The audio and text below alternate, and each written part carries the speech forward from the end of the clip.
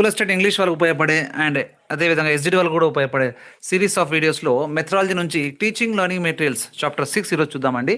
So అంతకుముందు video మనం 5 chapters cover చేయడం జరిగింది, దయచేసి గమనించండి. రైట్, సో ఇప్పుడు 6 యూనిట్కి వచ్చేసాం. టీచింగ్ లెర్నింగ్ మెటీరియల్ చాలా simple, at the same time చాలా చిన్న టాపిక్ కూడా అండి, ఫాస్ట్గానే అయిపోతుంది అండ్ కొంచెం సింపుల్గా ఉంటుంది. Let's get started. అండ్ చాలా ఇంపార్టెంట్ అంటే ఖచ్చితంగా ప్రతి చాప్టర్ నుంచి 1 or 2 బిట్స్ వస్తాయి కాబట్టి చిన్న చాప్టర్ అయినా, సింపుల్ చాప్టర్ అయినా, పెద్ద చాప్టర్ అయినా అన్ని కవర్ చేయాల్సి ఉంటుంది మనం. రైట్, సో ఇంపార్టెన్స్ ఆఫ్ చూద్దాం. టీచింగ్ లెర్నింగ్ మెటీరియల్ ఇంపార్టెన్స్ మనకు తెలుసా. టీచింగ్ లెర్నింగ్ మెటీరియల్ ఏంటి? సో ఏదైనా సరే టీచ్ చేయడానికి టీచర్లు వాడేది అండ్ లెర్నింగ్ నేర్చుకోవడానికి పిల్లలు వాడేది, రెండు టీచింగ్కి లెర్నింగ్ ఉపయోగపడే ఏదైనా సరే టీచింగ్ లెర్నింగ్ మెటీరియల్ అంటామండి. అది నోట్బుక్ కావచ్చు, క్లాస్ రూమ్లో ఇప్పుడు టెక్స్ట్ బుక్ కావచ్చు, సిలబస్ కావచ్చు, సో ఇంకేదైనా సరే బ్లాక్ బోర్డ్ కావచ్చు, లేదా బయట నుంచి ఏదైనా తీసుకొచ్చిన ఆడియో వీడియో ఫైల్స్ కావచ్చు, పిక్చర్స్ కావచ్చు, anything which is used for teaching and learning, that is called teaching learning material అని మనకు తెలిసేది డెఫినేషన్ ఇక్కడ. So teaching learning, so language teaching is a complex due to the nature of subjects and the need for effective communication. So language teaching అనేది కొంచెం కాంప్లెక్స్గా ఉంటుంది comparing to other సబ్జెక్ట్స్కి, ఎందుకంటే దానిలో nature of subject యొక్క nature అలాంటిది. Language అనేది మనం వేరే సబ్జెక్ట్ థియరీలో ఉంటాయి అనమాట, థియరీ బేసిక్ థీమ్ ఉంటుంది, థీమ్ బేస్గా ఉంటుంది. ఇది లాంగ్వేజ్ అంటే లాంగ్వేజ్ లెర్నింగ్ అనేది కొంచెం సబ్జెక్ట్ డిఫరెంట్గా ఉంటుంది, అన్లైక్ నార్మల్ సబ్జెక్ట్స్ కంటే, గ్రూప్ సబ్జెక్ట్స్ కంటే. And need for effective communication, so effective communication కూడా అక్కడ అవసరం ఉంటుంది. కాబట్టి ఈ రెండు దృష్ట్యా కొంచెం లాంగ్వేజ్ టీచర్ కాస్త ఇబ్బందిగా ఉంటుంది కొన్ని సందర్భాల్లో. సో అలాంటి సందర్భాల్లో మనకు teaching learning materials enhances teaching by making it more engaging and effective. So అలాంటి సందర్భాల్లో మనకు టీఎల్ఎమ్స్ అనేవి మనకు చాలా ఉపయోగపడతాయి. ఇలా చాలా ఎంగేజింగ్గా నేర్పించడానికి అండ్ ఎఫెక్టివ్గా నేర్చుకోవడానికి కూడా పిల్లలకు కూడా మనకు టీఎల్ఎమ్స్ అనేవి కూడా చాలా చాలా ఉపయోగపడతాయి అనేది మనందరికి తెలుసు. నెక్స్ట్ ఇవి ఎందుకు యూజ్ చేస్తామంటే మనందరికి తెలుసు, దే సేవ్ టైం సేవ్ అవ్వచ్చు, మేక్ లెర్నింగ్ ఎఫిషియెంట్ నేర్పించడానికి ఏదైనా టాపిక్, కాంప్లెక్స్ టాపిక్ స్పెషల్గా provide direct learning experience. Direct ఒకసారి పిల్లవాడు మనం చూపించాం అనుకోండి, ఫర్ ఎగ్జాంపుల్ ఏదైనా బొమ్మ కానీ ఏదైనా చూపించి ఇందులో వొకాబులరీ నేర్పించామంటే ఆ వొకాబులరీ అనేది తనకు లైఫ్ లాంగ్ గుర్తుండే పిల్లవాడికి. So which direct learning experience ద్వారా. సో ఇంతేనంటే ఇంతే కాదు, దానికి మనం బియాండ్గా దీన్ని కొంచెం తిప్పుకోవాలి. సో ఈ 3-4 అయినా అంటే ఇంకా చాలా ఉంటాయి. సో టీచర్ మీరు ఎందుకు యూజ్ చేస్తామంటే టీచర్ మొనాటమీ తగ్గించడానికి, టీచర్ యొక్క టాకెటివ్ ఉండే టీచర్ని తగ్గించడానికి, పిల్లల ఎంజాయ్మెంట్ కోసం, లైక్ విజువల్ అపియరెన్స్ కోసం, తర్వాత ప్లెజర్ కోసం, ఎంజాయ్మెంట్ కోసం, ఇంట్రెస్ట్ కోసం, ఎఫెక్టివ్గా నేర్పించడానికి, ఇలా చాలా రకాల ఇదే పాయింట్ మనం వేరే వేరే తరహాలో కొంచెం దాన్ని మనం చూసుకోవాలన్నమాట. సో ఎక్స్టెండ్ చేసుకోవాలి మనం. అండర్స్టాండ్ చదివేటప్పుడు అండర్స్టాండ్ ఎట్లా అయిపోతే మన బిట్స్ కూడా ఎట్లా ఏ రకంగా వచ్చి బిట్స్ వచ్చినా కూడా మనం మిస్ చేయమన్నాడు. ఉన్నట్టు చదివితే మనం అది మైండ్కి ఎక్కువదండి. కోర్స్ సేవ్ చేసుకొని మనం మెమరీలో ఉంటుంది, బట్ అది అప్లికేషన్ మెథడ్లో బిట్స్ అయినప్పుడు అది పనికి రాదు. కాబట్టి మనం ఉన్నట్టు కాకుండా దాన్ని కొంచెం 360 degreesలో తిప్పి కొంచెం ఇంకేదైనా దాని బియాండ్గా ఉండొచ్చు, ఎలాబరేట్ చేసుకోవాలన్నమాట. మన అంతకు మనం ఎలాబరేట్ చేసుకోవాలి వైల్ లెర్నింగ్, నేర్చుకునేటప్పుడు ఇలా చేయాలి.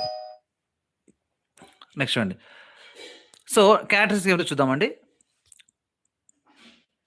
So characteristics of teaching learning చూద్దాం. సో ఏమేమి ఉంటాయో చూద్దాం.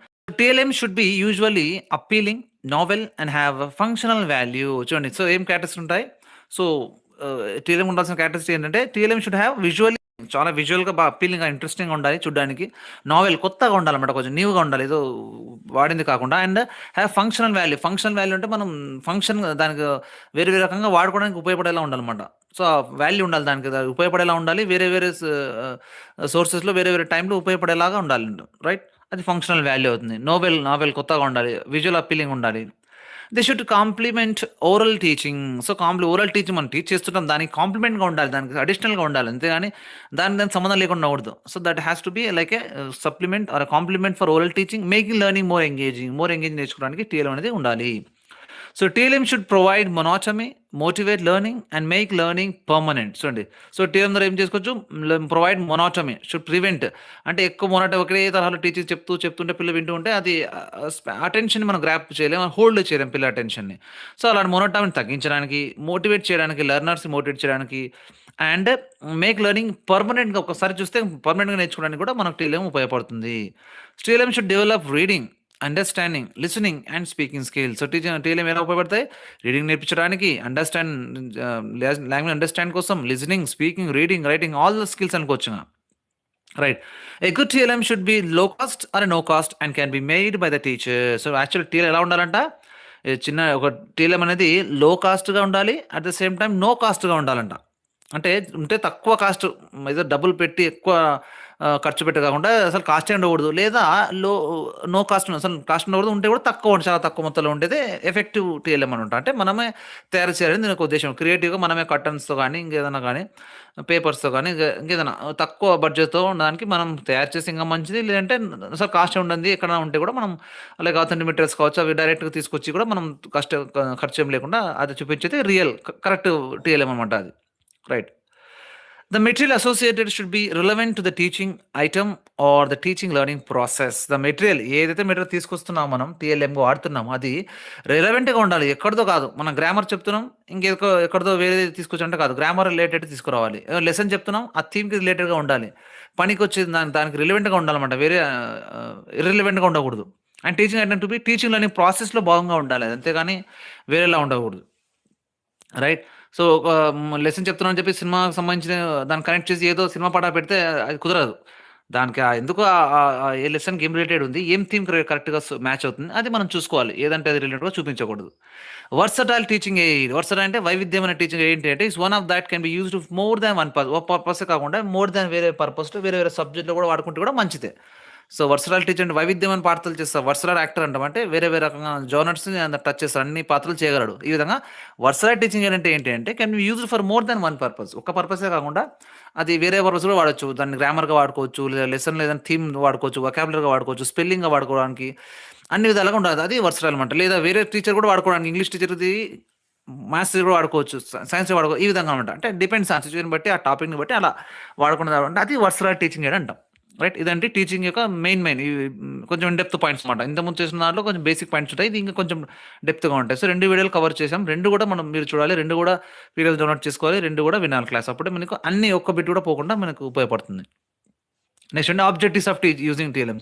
అసలు ఆబ్జెక్టివ్స్ ఏంటి, లక్ష్యాలు ఏంటి, ఎందుకు వాడతాం టీఎల్ఎం అంటే ముందు తెలుసు. TLM make students active participants. So వాళ్ళు యాక్టివ్గా పార్టిసిపేట్ చేయడానికి, పిల్లల్ని relate learning to real life situation. So real లైఫ్కి సిచ్యువేషన్ కనెక్ట్ చేయడానికి, అండ్ రెయిన్ఫోర్స్ చేయడానికి, అండ్ డెవలప్ పర్సెప్షన్. సో వాళ్ళకు అండర్స్టాండ్ చేయడానికి, బాగా పర్సెప్షన్ వాళ్ళు పర్సీవ్ చేసుకోవడానికి ఈజీగా ఉండడానికి, సో లెర్నింగ్ రెయిన్ఫోర్స్ చేయడానికి, ఇంకా బాగా వాళ్ళని నేర్పించడానికి ఎఫెక్టివ్గా కావచ్చు.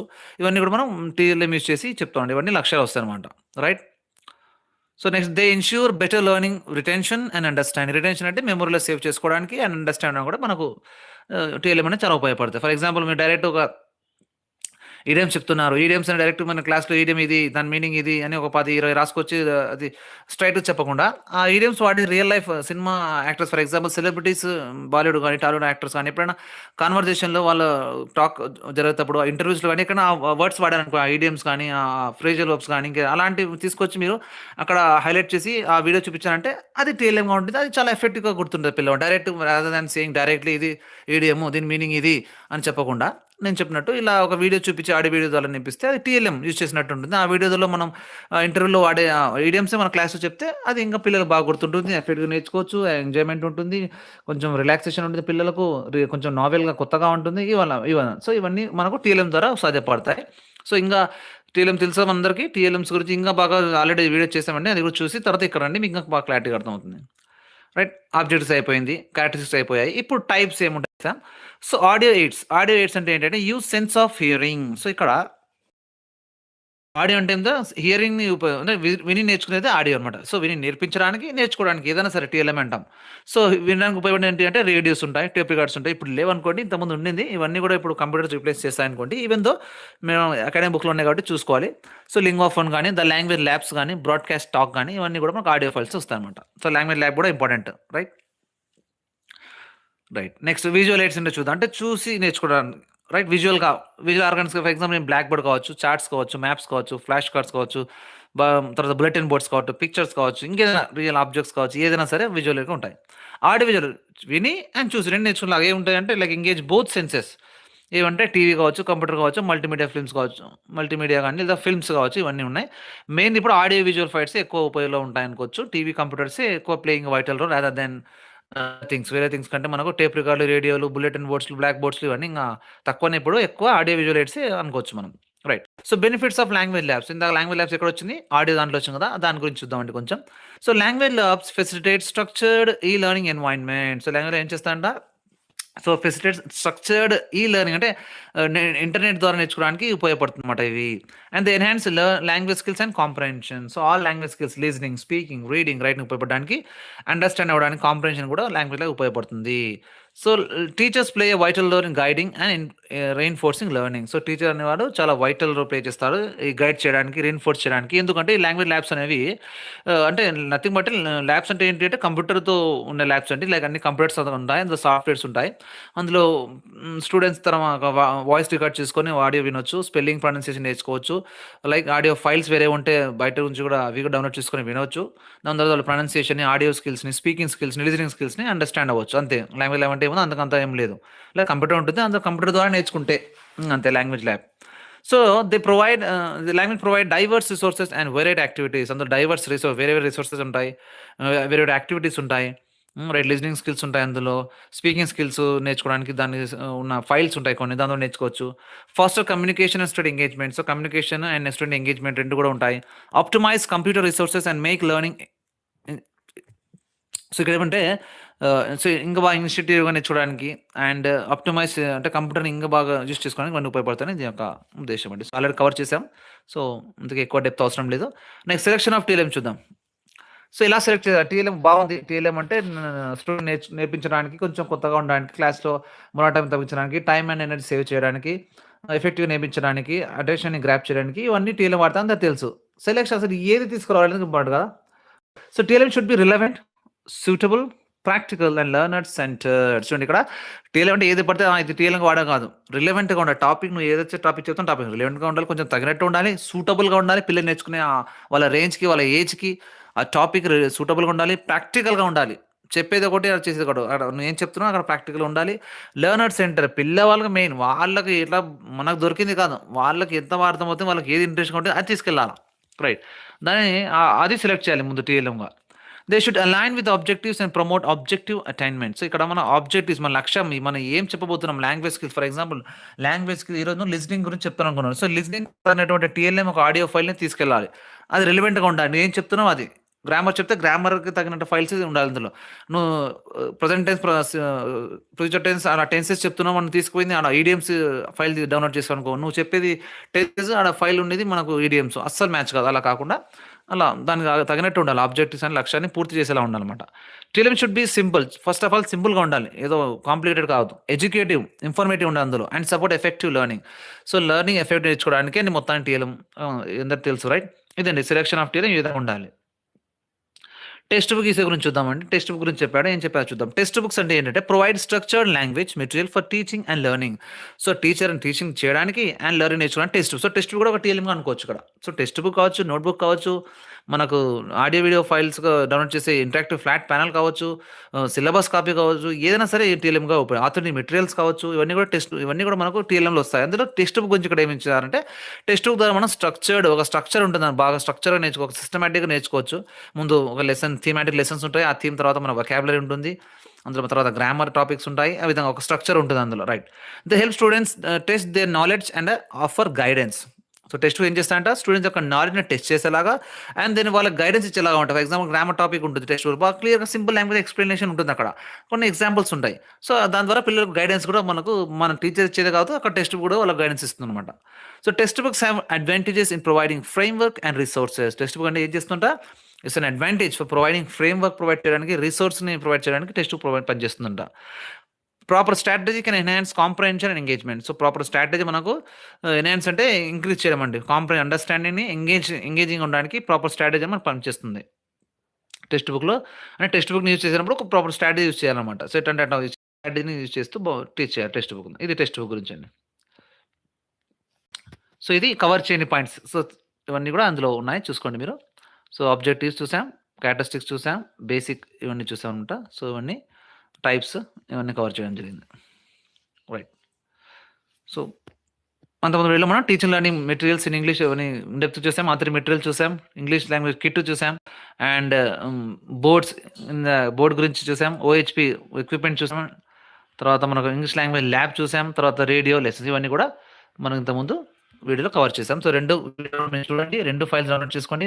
మీకు కావాలంటే వాట్సాప్ చేయండి. నేను పీడిఎఫ్ పెడతాను. ఆ పీడిఎఫ్‌ని చూసుకుంటూ క్లాస్ వింటూ కూడా మీరు నేర్చుకోవచ్చండి.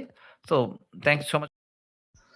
ఇన్ ద నెక్స్ట్ వీడియో మనం పార్ట్ 3 వీడియో వస్తుందండి ఇదే టాపిక్ నుంచి. అందులో మనం teaching of prose, poetry and supplementary ఎలా టీచ్ చేయాలి, ఆబ్జెక్టివ్స్ ఏంటి అవన్నీ చూద్దాం. తర్వాత క్లాస్ రూమ్ ట్రాన్సాక్షన్ ఎలా ప్రాసెస్ ఉంటుంది క్లాస్ రూమ్ వెళ్ళిన తర్వాత మనం.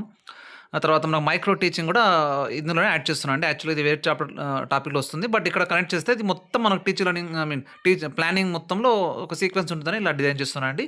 ఈ 3 టాపిక్ నుంచి నెక్స్ట్ వీడియోలో వస్తుందండి. సో దయచేసి గమనించండి అండ్ ఫాలో కండి. ఎవరికైనా అవసరం ఉన్న వాళ్ళకి మనకు షేర్ చేస్తే కూడా వాళ్ళకు ఉపయోగపడుతుందండి. Thank you so much. So in the next video happy learning.